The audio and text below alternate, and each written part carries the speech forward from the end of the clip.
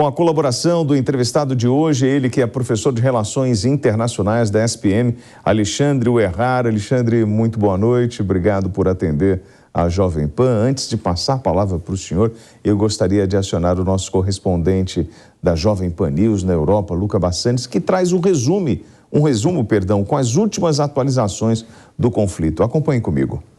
Boa noite de segunda-feira a toda a nossa audiência. Nas próximas semanas, a guerra na Ucrânia completará 5 meses e, por enquanto, não há nenhum tipo de conversa diplomática acontecendo de maneira oficial entre a Rússia e a Ucrânia para colocar essa guerra, trazer a essa guerra um desfecho um pouco mais rápido. A gente vê que muitos analistas aqui na Europa têm já conversado sobre a estratégia dos russos em combater essa guerra em 3 frentes após a conquista completa de Lugansk. Lembrando a todos que a região do Donbás é composta pela província de Lugansk e a província de Donetsk. Lugansk 100% concluída há algumas semanas e agora Donetsk tem passado por severos bombardeios, como a gente pôde ver nos últimos dias, principalmente no último final de semana. Muitos acreditam que a estratégia em 3 frentes envolva conquistar o Donbás como uma das frentes, além, é claro, retomar algumas cidades que outrora foram conquistadas aos arredores de Kharkiv, no nordeste do país, essa que é a segunda cidade mais populosa da Ucrânia, e a terceira cidade mais na estratégia da defesa, onde alguns bombardeios ucranianos têm atingido o controle russo na região de Kherson, essa que é uma cidade importante também, não muito distante da Crimeia, que foi anexada logo nos primeiros dias de guerra pelos russos. Falando sobre esses bombardeios, apesar das tropas russas terem passado por uma pausa operacional nos últimos dias após a conquista de Lugansk, algo que muitos analistas acreditam que faça parte realmente da estratégia para que haja também uma troca de soldados e também o descanso daqueles que conquistaram as cidades nas últimas semanas, a gente vê que os bombardeios, por sua vez, continuam de forma bastante intensa. Foram mais de 30 bombardeios registrados, segundo as autoridades ucranianas, nos últimos 3 dias, principalmente em um prédio residencial de 5 andares na província de Donetsk, onde até agora já foram registrados 30 mortos civis e também outras tantas pessoas, cerca de 25 pessoas também severamente feridas. A gente vê que apesar dessas cidades ao redor de Donetsk não serem necessariamente pontos estratégicos militares importantes, os bombardeios russos muitas vezes alcançam as cidades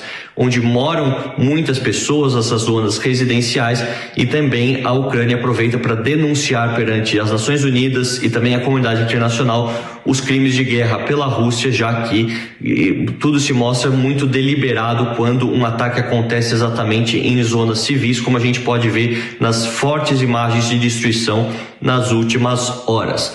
Também relacionado ao presidente Putin, ele falou à Duma neste sábado, o parlamento russo, nos últimos dias, dizendo que a guerra mal começou, que essa operação militar especial, que é o nome que eles dão para o que tem acontecido na Ucrânia, está apenas na sua fase inicial e, portanto, muitos acreditam que possa perdurar por muitos e muitos meses tudo aquilo que a gente tem visto na Ucrânia neste momento. Importante ressaltar que há 2 semanas o presidente Zelensky fez um apelo aos aliados ocidentais para que a guerra acabe antes do inverno, já que ele acredita que por conta da destruição da infraestrutura do país, caso o inverno chegue e a guerra continue, muitas mais pessoas morrerão de danos colaterais, seja por fome, seja por frio, por conta de grande parte do abastecimento das cidades através dos gasodutos também ter sido destruído. Todas as atualizações continuaremos trazendo para a nossa audiência em primeira mão. Luca Bassani, de Munique, na Alemanha, para a Jovem Pan News. Alexandre Uerrara, professor de Relações Internacionais da SPM. Alexandre, a maneira mais rápida para encerrar essa guerra seria a rendição da Ucrânia? É o Zelensky levantando a bandeira branca? Olá, boa noite, obrigado pelo convite. Boa noite. Talvez seria uma discussão que poderia ser feita, a rendição do Zelensky, mas está totalmente fora de cogitação neste momento, Não só porque o próprio Zelensky não tem demonstrado nenhuma disposição nesse sentido. A região da Ucrânia na qual fica Kiev é uma região que se opõem ao domínio russo. Então, eu creio que o próprio presidente Putin, as forças russas têm percebido que não é fácil ocupar essa região da Ucrânia. E, por fim, as forças ocidentais, a OTAN, Estados Unidos, países europeus, também não aceitariam essa situação. Então, por isso eu creio, como foi falado na reportagem, aí agora nas notícias, o conflito ainda está longe de acabar. Uehara, e os bombardeios continuam. Nas relações internacionais, nós não encontramos um mediador com peso ou capaz de frear o conflito, né? Pelo contrário, nós só encontramos aqueles com seus interesses. Falamos muito sobre uma guerra de procuração dentro da Ucrânia, atendendo os interesses norte-americanos, os interesses do Ocidente, mas fato é que se a guerra se estender, se a gente continuar com essa ofensiva russa, Putin falando que para ele o conflito ainda nem começou, então nós podemos esperar um país devastado pela guerra? Bom, sim, com certeza, né? Nesse momento nós já vemos aí boa parte do país, né? A parte leste, sul, que foi bastante atacado pelas forças russas, já bastante comprometida essa parte da estrutura, as moradias que foram destruídas, são realmente regiões de terras arrasadas, literalmente, né? Você vê regiões que havia casas, havia árvores e que não existe mais nada neste momento. Então isso é um elemento bem complicado, além, logicamente, da própria economia do país, que sofre bastante neste momento. O país não consegue exportar, não tem negócio, então o país já enfrenta uma grande dificuldade. Então, de fato, a continuar, né, e infelizmente, como nós estamos conversando, não tem uma previsão aí de término desse conflito, a Ucrânia tem sofrido e continua sofrendo bastante ainda.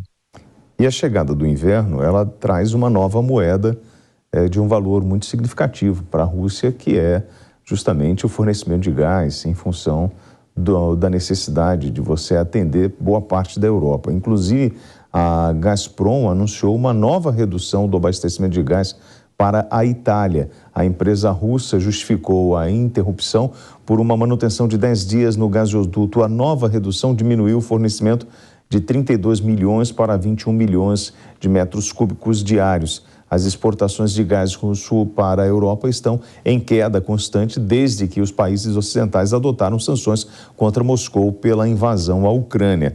Mas com a chegada do inverno, Putin fica mais forte, certo, Uehara? Essa guerra, vamos dizer assim, tem perda para os dois lados ou não tem ganhos para quase ninguém, né? Porque é um efeito bumerangue, na mesma proporção em que a Rússia acabou atacando e tem esses interesses que são defendidos pela Rússia.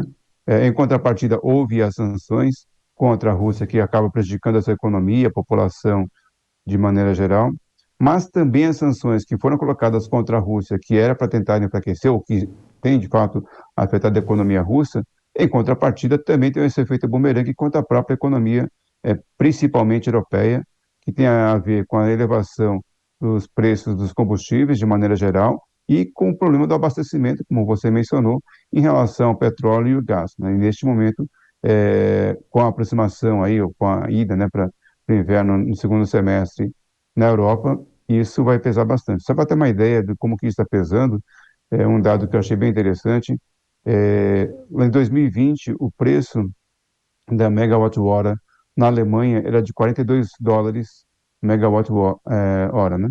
E agora, em 2022, com todo esse problema também que aconteceu com a guerra, já passaram de $300 o megawatt-hora. Então, multiplicou-se aí várias vezes o valor e chegando agora com o inverno, com eventualmente um corte maior ainda do fornecimento de petróleo e gás pela Rússia, isso tende a se piorar a situação dos países. E para além desse setor econômico que a gente está falando agora, nós tivemos pelo menos 3 pessoas que morreram num bombardeio nessa segunda em Kharkiv, a segunda maior cidade da Ucrânia, né? Esse ataque deixou também 31 pessoas feridas, incluindo 2 crianças. Se a gente lembrar aí o número de refugiados e todo o prejuízo que isso está trazendo para o mundo, é uma tragédia sem precedentes. Eu queria muito agradecer, Uehara, a sua participação aqui no Especial Guerra, dando Headline News. Nós conversamos com o professor de Relações